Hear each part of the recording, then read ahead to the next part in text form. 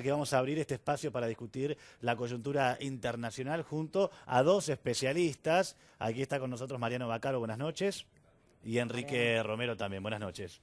¿Qué tal, Alan, Belén? Buenas noches. Gracias estás? por haber invitado. No, por favor, un placer.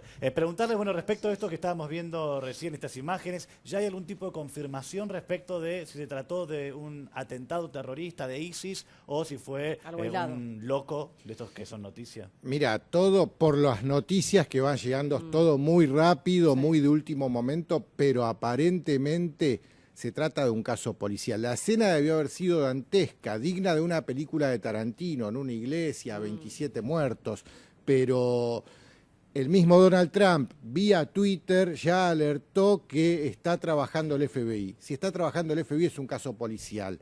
Evidentemente no aparenta ser terrorismo esto, es un texano.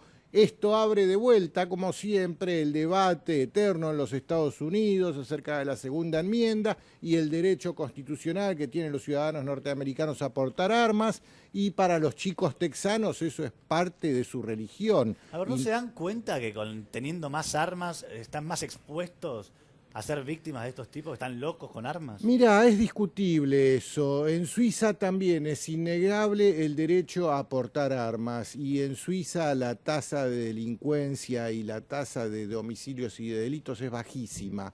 Yo creo que es una cuestión cultural más que nada, ¿no? Y Texas es el epicentro de toda esta cuestión de la defensa de lo que es la segunda enmienda, el derecho a portar armas que tiene el ciudadano norteamericano, que viene de la época de su independencia, y era por si venía el rey de Inglaterra a invadir, era eso. Pero bueno, es un debate largo. Lo que queda claro a esta altura, evidentemente, esto se trata de un caso policial. No le busquemos una vuelta de terrorismo en donde aparentemente no la hay. Bueno, a ver, a Mariano preguntarle, ¿no? Respecto, bueno, de esta imagen que, como aclaraba Enrique, pasamos a la escena de Nueva York. Y ahí sí tenemos que hablar de un atentado adjudicado o no por ISIS, pero esa fue la hipótesis que se manejó desde el gobierno de los Estados Unidos. ¿Es posible que se repitan en esa zona hipercustodiada más hechos de estas características? Un loco que agarra una camioneta y se lleva por delante a los peatones, ciclistas. La primera vez que vine ya había pasado el atentado en Niza, con el camión, y justamente hablábamos ese día de los atentados en Inglaterra, con camionetas, la zona del Big Ben. Vino Barcelona y ahora Nueva York. Sí, van a seguir pasando. Este tipo de atentados muy difíciles de predecir, van a seguir pasando porque es la manera, la táctica que usa el Estado Islámico para seguir combatiendo, porque ya ha perdido militarmente en el norte de Irak y de Siria, y la respuesta ha pasado a ser el acto terrorista, tanto en Europa como en Estados Unidos. Fíjate que la estrategia final que busca el Estado Islámico es no solo el terror que paraliza y que haga que no se sienta seguro nadie, sino que las sociedades europeas y la norteamericana se vuelvan más extremas en cuanto a la xenofobia y al rechazo a lo musulmán. Esa es la estrategia final de ISIS. La táctica es esta del terror, para llevar a que un uzbeco que hacía 7 años que estaba en Estados Unidos y que dijo que no lograba adaptarse, que estaba frustrado, busque el camino del acto terrorista. Del extremismo. Exactamente. Ahora vamos a compartir un informe, si me permitís, Mariano, Enrique, de lo que ocurrió allí en Nueva York, este ataque terrorista que lamentablemente le cobró la vida a 5 rosarinos. Lo vemos.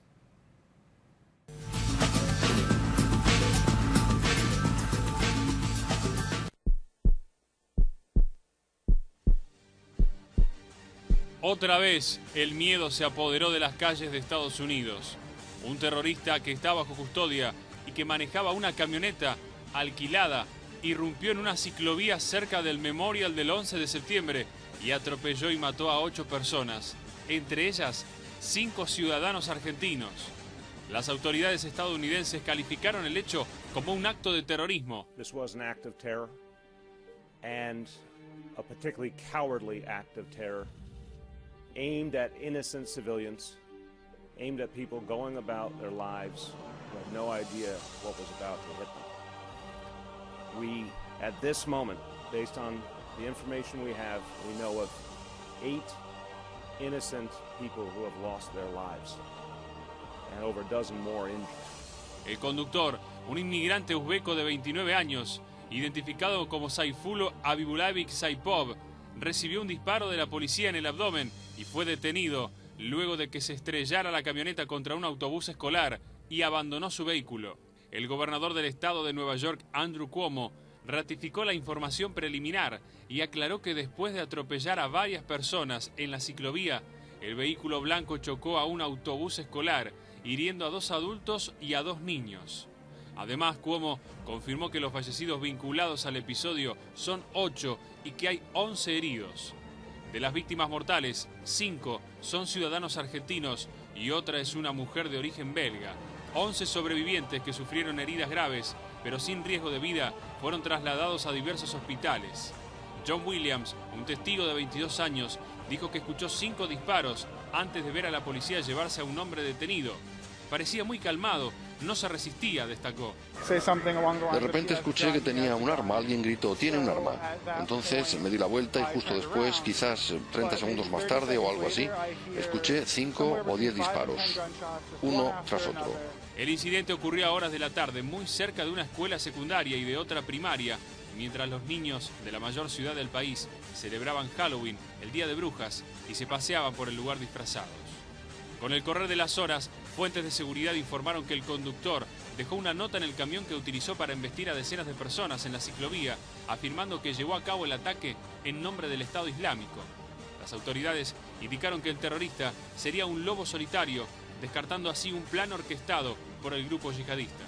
Los argentinos integraban un grupo de ex compañeros que egresaron del secundario en el año 1987 y se encontraban festejando los 30 años de la promoción en el Colegio Politécnico de Rosario.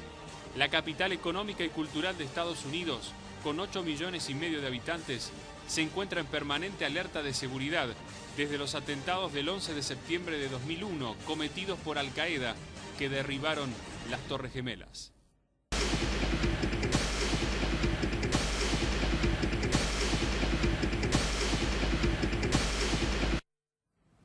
Mañana va a estar en, donde ocurrió el hecho, el presidente Mauricio Macri junto a Lifshitz, del gobernador de Santa Fe, que también creo que asistió al Colegio Politécnico de Rosario. Sí. Bueno, sí, justamente el presidente va a viajar a propósito de una agenda, si se quiere, en búsqueda de inversiones económicas, y bueno, va a detenerse en el lugar de la tragedia. Pero bueno, estamos aquí con nuestros analistas internacionales, Enrique Romero, Mariano Baccaro, analizando esta situación. Y siempre tratamos, cuando hablamos de la cuestión internacional, volcarlo a lo local, porque como ustedes saben, este año se va a desarrollar la reunión ministerial de la OMC en nuestro país y el año que viene la reunión del G20. Es un desafío para la seguridad. El canciller Faury, es nuestro canciller, ya ha dicho que obviamente no se puede descartar la posibilidad o la amenaza terrorista, pero se están tomando todas las medidas, como por ejemplo las huellas digitales de las personas que trabajan en las obras, en zona de retiro, en zona de casa de gobierno, los vecinos, todo tiene que estar perfectamente identificado para poder acceder a la obra a trabajar, al domicilio, a la oficina, van a dar asuetos, bueno, una serie de cuestiones. Pero la pregunta es si la amenaza terrorista hoy la tenemos realmente cerca. Bueno, es un tema diferente este que estás planteando. Frente a la amenaza terrorista, ¿la solución es gran hermanismo a la orwelliana de 1984? No, para nada. Casualmente eso es lo que alimenta a los atentados de falsa bandera. Un atentado de falsa bandera es un atentado perpetrado por quienes manejan los hilos del poder, ya sea formal o informal, más arriba, con el objetivo de promover una agenda que ya la tenían delineada. Si acá la agenda es avanzar sobre las libertades individuales y que una persona para poder ingresar al microcentro, ya no como un auto que tiene prohibido ingresar, ahora va a haber que poner la huella digital, me parecería una barbaridad. Y si el gobierno está pensando en esa barbaridad, es para discutir. Sinceramente pienso, si en Estados Unidos puede pasar esto de un loco que se sube en la camioneta y arrolla a peatones, a ciclistas. Bueno, no pasa, pero un auto casi entró a la casa de gobierno. Ya tuvimos 2 atentados terroristas, acá en la Argentina los hemos vivido, el de la embajada y el de la AMIA. O sea que no estamos exentos de sufrir un ataque terrorista. Pero esto de este accionar novedoso que aparece ahora. Casualmente ayer estaba en este mismo piso con Pablo Fernández y me encantó una definición que él le dio a la cosa. Ya no se trata de lobos solitarios, se trata de ratas solitarias, porque el tipo de barbarie a la que llegan es de la más total bajedad humana. Pero acá la cuestión es, ISIS está derrotado, ya es un hecho, ya el Estado, el califato del Estado Islámico desde la caída de Raqqa ya está en desguace total. Eso no quita que alrededor del mundo tiene un montón de seguidores, gente que se inspira en la causa, que apoya la causa, y frente a la derrota, a ver, hablándolo en términos futbolísticos, los de River hoy deben estar recalientes en su casa, masticando bronca porque les ganó Boca. Bueno, alguien que apoyó esta causa del Estado Islámico, que la apoyó porque vivía en Alepo, por ejemplo, y pasó un bombardero de la coalición y destruyó su casa, mató a su mujer, mató a su hijo, destruyó su barrio. Esa persona tuvo que cruzar tal vez en balsa al Mediterráneo para llegar a Europa e instalarse en Europa. El odio que mastica esa persona es terrible frente a toda la cuestión de Occidente. Y esa persona que se instala en Occidente, ¿no? O, por ejemplo, en Estados Unidos, en Inglaterra, en cualquier país que ustedes ubiquen. ¿Creen que se constituyen luego en células dormidas, Mariano? Que pueden, por ejemplo, en el contexto de la OMC, del G20, despertarse. Sí, es lo que ha sucedido hasta ahora, especialmente en Europa, no tanto en Estados Unidos, que sí parece ser, coincido con el término ratas solitarias, que son más arrestos individuales. En Europa ha funcionado, vemos, recordemos el atentado en Atocha, el atentado en el subte de Londres en su momento, y ahora lo que pasó en Bélgica, lo que pasó en París, ya son grupitos, son células. En cuanto a la Argentina, no creo que pase, creo que recordemos la visita de Michael Pence, todo el circuito de seguridad que tuvo, y creo que va a ser una ciudad totalmente blindada, absolutamente blindada. Se está trabajando seguramente desde hace mucho tiempo con todos los servicios extranjeros en ese caso, y locales. Por ejemplo, Mariano, está blindada todo lo que tiene que ver con la cumbre. Pero un lobo solitario te puede aparecer en cualquier otro lugar de la República, de la ciudad de Buenos Aires, fuera, por ejemplo, del perímetro de seguridad. Por supuesto. Vamos a asistir a disturbios de grupos antiglobalización. Eso es inevitable, como sucedió en Hamburgo y como sucede en cada cumbre de estas. Y ahí es donde puede aparecer el terrorista suicida, o el que agarra la camioneta y embiste, aprovechando todo esto. Pero creo que va a haber muchísima vigilancia en este sentido. No creo que en cuanto a la cumbre. En lo que pueda pasar afuera, nadie está exento. A ver, y mientras vemos ahí a pantalla partida las imágenes, ¿no? Del atentado en Nueva York, ¿cuál cree que tiene que ser la respuesta, en este caso de Estados Unidos, frente a este tipo de hechos? Es que no... A ver, hay una alta fuente norteamericana que dijo, no los podemos evitar, pero no saben la cantidad de atentados que hemos logrado evitar. Como diciendo, hay toda una tarea subterránea de inteligencia que ha evitado un montón de atentados. No obstante, estos atentados low cost, bajo costo y alto impacto, camionetas o cuchillos, que generan pánico en la sociedad, son absolutamente imposibles. Lo único es desbaratar las organizaciones, más trabajo de servicios de inteligencia y sacar ideológicamente la motivación que tienen estos personajes que interpretan el Islam de un modo extremo, como la gente, como fue Al Qaeda en su momento o ahora ISIS, pero es una tarea de larguísimo plazo. Estos atentados van a seguir. Mariano, bueno, pasemos de Nueva York, trasladémonos a lo que está ocurriendo en Cataluña, porque hoy se entregó Puigdemont, ¿no?, en Bélgica. Sí, a último momento acaba de salir que el juez le da libertad cautelar, no queda detenido. ¿Qué es la condicional? No, digamos que mientras estudian el caso, él no puede salir de Bélgica y cada vez que el juez lo solicite se tiene que presentar. No es casualidad que Puigdemont eligió Bélgica.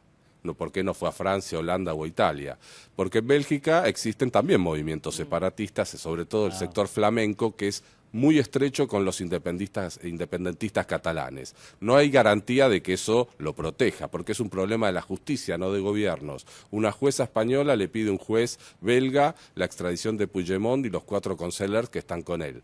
Pero sí está en un ambiente más amistoso que en otro país donde él no sabe si no lo deportan inmediatamente. Esto puede demorar hasta 60 días. Las elecciones son en 1 mes y medio. Muy bien, y para cerrar le preguntamos aquí a Enrique qué piensa respecto de la situación en Cataluña ahora, porque está intervenido el distrito, es decir, el sueño separatista se derrumbó. Sí, evidentemente se quedó sin nafta el independentismo catalán, pero a mí así como no me llama tanto la atención que por ahora la justicia belga no le permita salir de Bélgica a Puigdemont. Lo que sí me llama terriblemente la atención es cómo pudo salir de España este señor, que tiene tantas acusaciones por sedición, traición a la patria. Bueno, es larga la lista de acusaciones que tiene.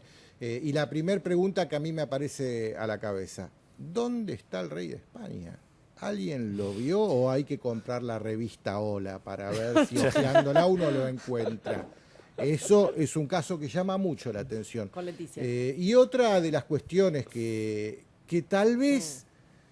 A ver, se lo critica mucho a Rajoy en el fuero interno, de si es un buen presidente o no para España, pero la resolución de esta crisis, tal vez por inacción misma, no sé si él se lo planteó que lo iba a hacer de esa manera, pero logró que toda esta cuestión catalana se desinfle de una manera terrible. El no tomar decisiones, estar todo el tiempo postergando. A ver, ¿qué van a hacer? ¿Van a declarar la independencia o no? Porque si la declaran, intervengo, aplico el artículo 155. Y no sabemos, vamos a ver la semana que viene si el Parlamento... Así pasan las semanas, pasan hasta que el Parlamento, sí, declara la independencia. Y ahí recién manda la intervención. En esa dilación se le escapó por la frontera caminando Puigdemont y todo el gabinete.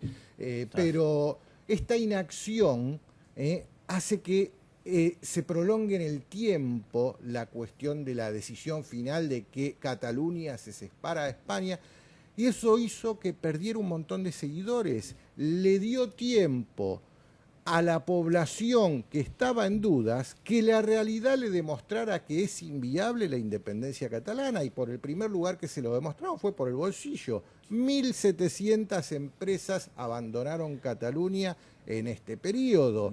El ministro de Economía mismo de Puigdemont tratando de convencerlo a último momento desesperadamente que era inviable desde el punto de vista económico la independencia catalana. Enrique, muchísimas gracias. Enrique Romero, Mariano Vaccaro, por sus aportes. Son siempre invitadísimos acá en Cuestionados.